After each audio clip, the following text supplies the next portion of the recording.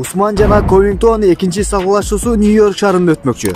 Эки мушкердин биринчи жолу рингде учурашуусунда судьялардын эсеби менен көбүрөөк Ковингтонго очко боюнча берген эле. Ал эми 5-раундда раунд аяктабастан жеңиш Камар Усманда болду. Экинчи жолугушууда UFC мушкерлери мында бел куручун салгылашуусуна ойлорун экинчи жолугушуусуна чейин ойлорун билдиришти. Хабиб Нурмагомедов эки мушкерге өз сөзүн калтырды. Ковингтон каалагандай мамиле кылат. Аны жактырбашыңар мүмкүн. Ал чыныгы күчтүү мушкер деп ушундай сөздөрүн билдирип, сөз аягында утук көбүрөөк Усман тарапта шанс экендигин белгилеп өттү. Жана Хорхе Масвидалды баарыбыз тааныйбыз. Буга чейин Усман менен да эки жолу салгылашуусун өткөргөн эле. Айта кетчү нерсе, Ковингтон менен Масвидалда чогуу спарринг кылып, чогуу машыгып жүрчү эле. Ковингтон өзүнүн бензинин экономдойт. Ал билет, биринчи салгылашуусу кандай өткөнүн жакшы түшүнөт.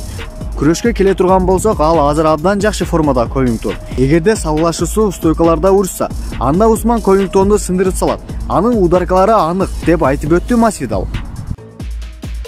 Майкл Чендлер, эгерде силер бул картка акча койгуңар келсе, анда Усманга каршы койбой эле коюшуңарды сунуш кылам.